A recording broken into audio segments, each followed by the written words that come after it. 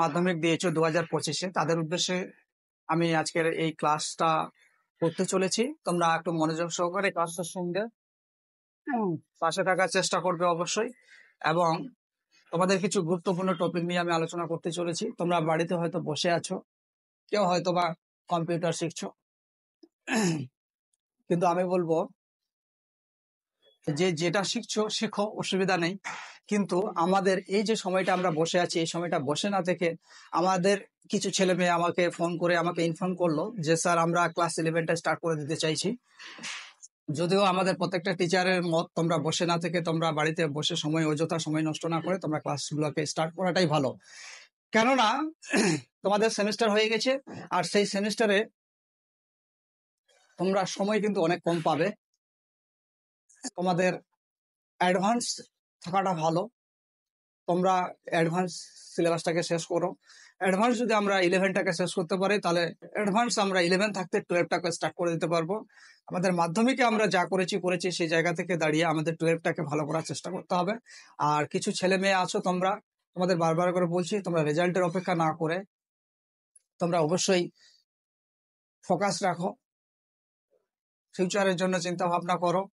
11-এর কথা ভাবো, 12-এর কথা ভাবো। মাধ্যমিক পরীক্ষা দিয়েছি, মাধ্যমিক কথা চিন্তা না করে, রেজাল্টের জন্য রেজাল্টের দিনটা অপেক্ষা না করে আমরা সবাই মিলে আমরা 11টাকে শুরু করে দেই, সময়টাকে কাজে লাগাই। সময় চলে গেলে কিন্তু আর আমরা পাবো না। অতএব সময়ের মূল্য কিন্তু অনেক বেশি। এটা আজকে বুঝতে না পারলেও ভবিষ্যতে ইন ফিউচারে গিয়ে তোমরা নিজেরাই বুঝতে পারবে যে আমরা কি ভুল করেছি, কি ভুল, আর কিন্তু তোমরা শুধরানোর জায়গা খুঁজে পাবেন। সেনা থেকে তোমরা ক্লাসগুলোকে স্টার্ট করো, তোমরা পড়ার প্রতি ফোকাসটা রাখো। সিলেবাস সেমিস্টার করে দেওয়ার পর তোমাদের সত্যি বলছি প্রত্যেকের চাপ হবে। তোমাদের 6 মাস হাতে আমরা টাইম পাই আমরা একটা সেমিস্টার কমপ্লিট করতে। সেই স্কুলেও পাই, আমরাও পাই, তোমরাও পাবে 6 মাস টাইম একটা করে সেমিস্টার। তো 6 মাসের মধ্যে আমাদের 4 মাসে প্রত্যেকটা সাবজেক্ট কমপ্লিট করার মতো একটা টার্গেট রেখে আমাদের চলতে হবে। 2 মাস কিন্তু রিভিশন না দিলে তোমরা কখনোই পড়াশোনাটাকে ভালোভাবে পরীক্ষার খাতায় গিয়ে লিখতে পারবে না, যদি 2 মাস রিভিশন না দিতে পারি।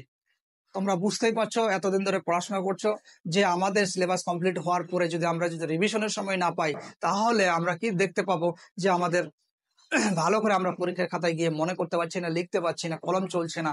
এই জায়গাটা যেন না তৈরি হয়, তার জন্য তোমাদের বলছি যে সময়গুলোকে বসে বসে না কাটিয়ে দিয়ে সময়গুলোকে কাজে লাগাও। কোনো অসুবিধা নাই। তোমাদের সিলেবাস যেহেতু দিয়ে দিয়েছে, মধ্যশিক্ষা পর্ষদ যেহেতু সিলেবাস আমাদের দিয়ে দিয়েছে, ওই সিলেবাসেই তোমাদের পড়তে হবে।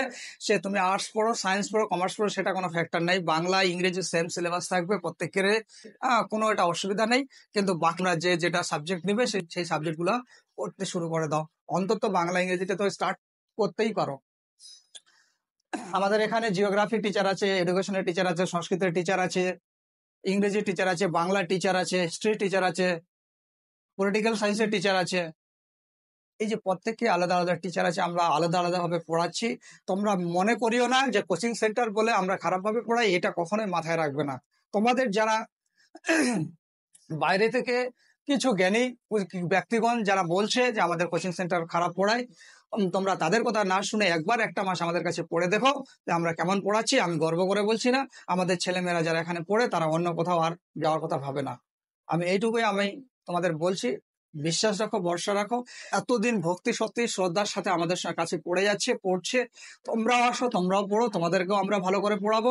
এখানে তোমাদের জীবন নিয়ে আমরা খেলার কথা ভাবি না, আমরা এডুকেশনের জন্য পারপাসে আছি, তোমাদের পাশে থাকবো সবসময়। আমরা প্রত্যেকটা মাস্টার, প্রত্যেকটা টিচার তোমাদের সাথে আছি, সহযোগিতায় হাত বাড়িয়ে দিয়েছি এবং সহযোগিতা আমরা করতে থাকবো যতদিন তোমাদের সাকসেস না হয়। টিউশন টিচাররা আছি বলে শিক্ষার মান এখনো বজায় রয়েছে, হ্যাঁ, বা বহাল রেখেছে, নাহলে শিক্ষায় কিন্তু এখনো অধঃপতনের দিকে চলে যেতে। সেই জায়গা থেকে আমি চেষ্টা করব তোমাদের ভালো কিছু করার। তোমরা অবশ্যই চেষ্টা চালাও, আমরা আছি তোমাদের। আরেকটা কথা বলি, ক্লাস 11-12-এর কিছু কিছু স্কুল টিচার আছেন, আপনাদের উদ্দেশ্যে বলছি, পার্সোনালি নেবেন না কথাগুলো, কারণ আপনারা অবশ্যই ছাত্রদের নিয়ে এরকম করবেন না যে আমাদের কাছে না পড়লে আমরা প্র্যাকটিক্যাল নাম্বার দেব না, এটা বলবেন না। কারণ আমরাও এখানে বেকার অবস্থায় পড়াচ্ছি। আপনারা আমাদের নামে সুনাম না করবেন, ঠিক আছে, কিন্তু দুর্নাম করবেন না, এইটুকু আপনাদের কাছে আমাদের বলার। আপনারা সবসময় আমাদের ছাত্রছাত্রীদের কাছ থেকে আমরা জানতে পেরেছি কিছু কিছু টিচার ছাত্রছাত্রীদের বলা হয় যে তোমরা যদি আমাদের কাছে যদি না পড়ো তাহলে আমরা প্র্যাকটিক্যাল নাম্বারটা দেবো না, কিন্তু এরকম বাহাদুরি আপনারা দেখাবেন না।